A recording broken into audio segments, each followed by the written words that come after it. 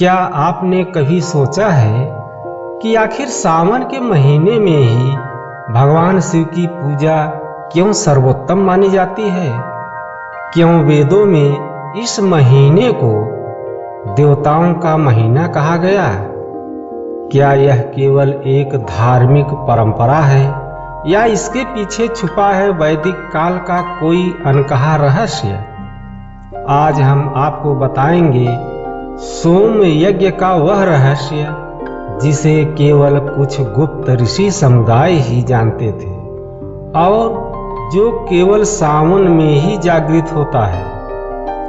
आज हम वर्षा ऋतु को एक प्राकृतिक घटना मानते हैं।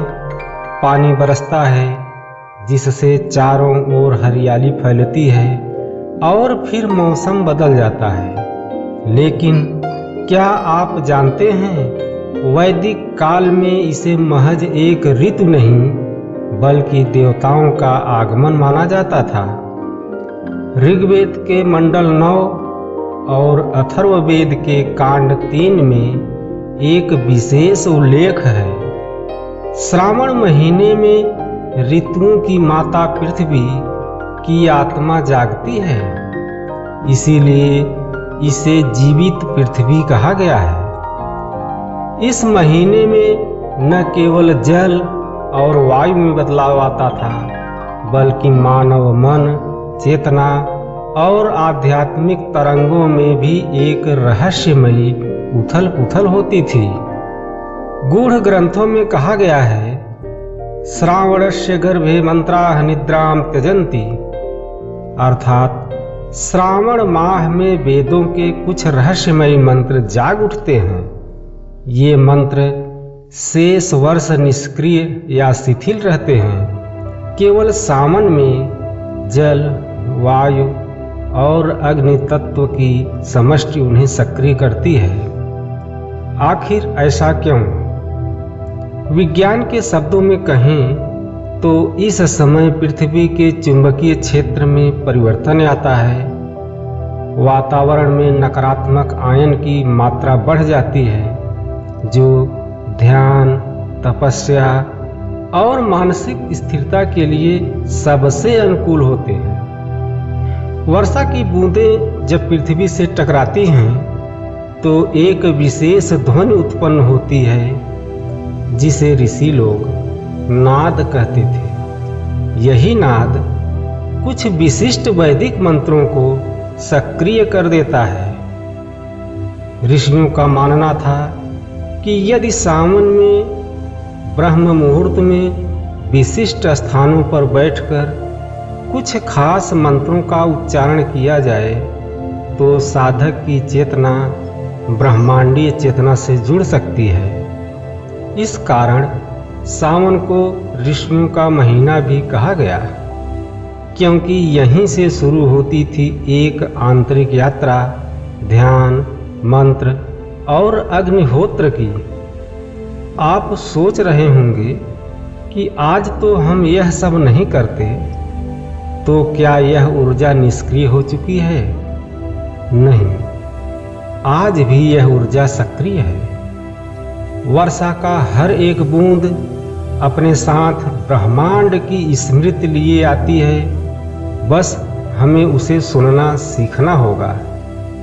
श्रावण महीना केवल सावन नहीं है, यह वह द्वार है जहाँ से वेदों की गुप्त तरंगें बाहर निकलती हैं और जो इस द्वार को पहचान लेता है उसका जीवन पहले जैसा नहीं रहता। सोमरस जो देवताओं का पेय कहा जाता था, असल में क्या था? यह केवल एक कल्पना नहीं बल्कि वैदिक सोम यज्ञों में प्रयुक्त एक विशिष्ट औषधीय संयोग था जो केवल सावन में पहाड़ों की विशेष वनस्पतियों से बनता था। इस रस को ग्रहण करने के बाद ऋषियों को दिव्य दृष्टि प्राप्त होती थी। ऐसे कई प्रमाण हैं कि सोम यज्ञ के समय गुप्त मंत्रों के साथ यह रस तैयार किया जाता था। ये मंत्र केवल सावन में ही उच्चारित किए जा सकते थे। अन्य महीनों में इनका उच्चारण निष्फल होता था। आइए सप्त ऋषियों का गुप्त आदेश और सोम स्थली पर चर्चा करते हैं। ऋषियों ने भारतवर्ष के कुछ विशेष स्थानों को सोम स्थली घोषित किया था। ये वे स्थान थे जहां सावन के समय पृथ्वी की ऊर्जा अत्यधिक सक्रिय होती थी। केवल चुनिंदा शिष्यों को इन स्थलों पर जाने की अनुमति थी, जैसे महेंद्रगिरी, त्रयंबकेश्वर, गर्भगिरी और गुप्त काशी। यही वे स्थान हैं जो सोम स्थली कहे जाते थे। सावन की पूर्णिमा की रात्रि में वहां ऐसे मंत्रोच्चार होते थे जिनकी ध्वनि सुनते ही सामान्य व्यक्ति मूर्छित हो सकता था। आज भी इन स्थानों पर कुछ अनोखी घटनाएं होती हैं, जैसे बिना बादल के वर्षा, यज्ञ कुंड से आती दिव्य सुगंध और मंदिरों के पत्थरों से बहता चंदन। वैज्ञानिक भी आधुनिक विज्ञान और वैदिक सावन के संबंध की पुष्टि करते हैं। जब कोई प्राचीन रहस्य आधुनिक विज्ञान से प्रमाणित हो जाए तो वह केवल आस्था नहीं, अनुभव बन जाता है।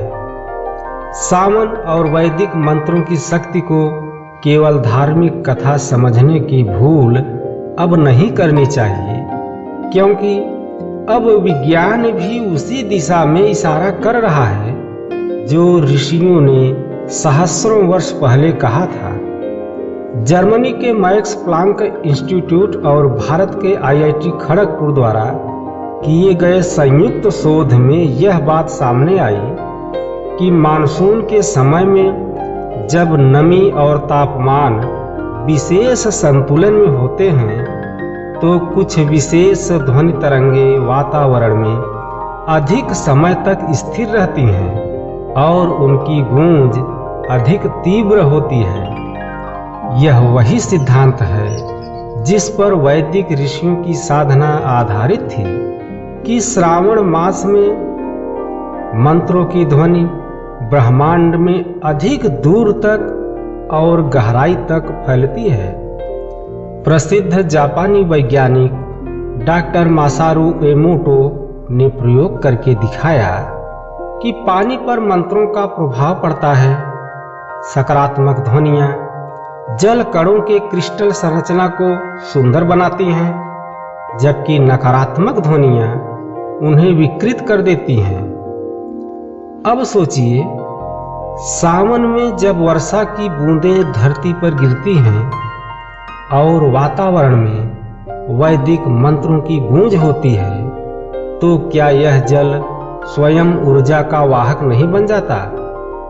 वाशिंगटन यूनिवर्सिटी के एक अध्ययन में यह सिद्ध हुआ है कि मानसून की वर्षा की आवाज और वैदिक चैटिंग एक साथ सुनने से मस्तिष्क की अल्फा वेव्स सक्रिय हो जाती हैं, जो ध्यान की उच्च अवस्था से जुड़ी होती हैं।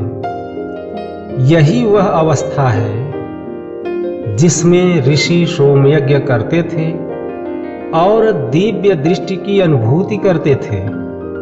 अर्थात वैदिक मंत्रों और सावन की वर्षा का मिश्रण हमारे मस्तिष्क को उच्च चेतना की ओर ले जाता है।